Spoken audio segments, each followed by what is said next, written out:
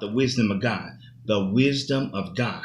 Now, yesterday we talked about the different types of wisdom, and it's important to know that there's different types. There's earthly wisdom that can be used for earthly situations, street knowledge that can be used for street knowledge situations, scholastic wisdom that you can use or apply inside the classroom, and there's devilish wisdom that the devil uses for, like the snake in the Garden of Eden, and there is the godly type of wisdom. Now, this is the highest form of wisdom that can be applied in all situations, spiritually, mentally, physically, financially, and socially. This kind of wisdom right here is from an all-knowing God, an omnipotent God, and an omnipresent God. Okay, that means he's all-knowing. That means he's all-powerful, and he's everywhere at the same time. This God right here gives you that wisdom.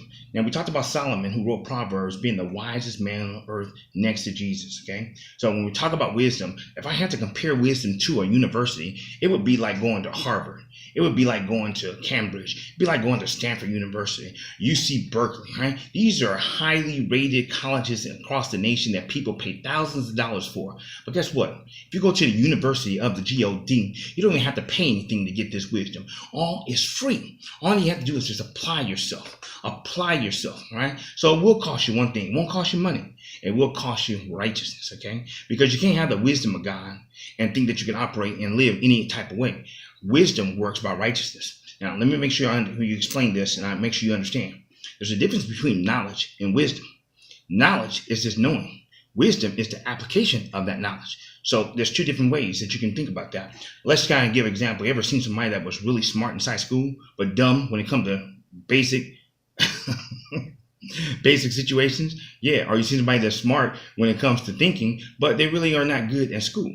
So what I'm saying is this, is that it can be applied, knowledge can be applied, or when knowledge is applied, it becomes wisdom.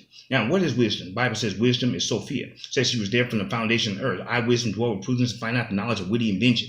In Proverbs 8, it talks about wisdom, whole chapter of it, okay? It said, all that hate me love death. You have to, it's absolutely essential for you to have this wisdom inside your life so you can live an abundant life in Christ. Now, I'm going to tell you right now, I've been the stupidest, dumbest person that there is inside the world. I've done the dumbest things just even 30 days ago. I'm telling you now, my days of doing all that stuff is over with. I've been the dumbest, but I'm done and finished with that. So now I want to live with some good, godly wisdom, and I'm here to tell you that it's here for you. In Proverbs 1, it starts talking about that wisdom.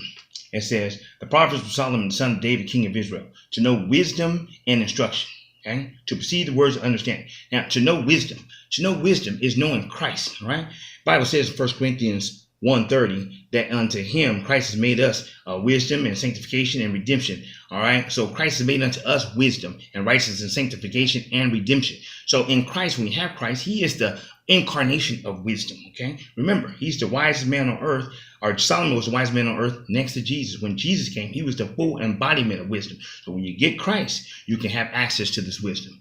On the next segment, we're going to talk about the different types of wisdom or the purposes of wisdom. There's 10 of them, and we'll go from there. Till then, operate with some good wisdom.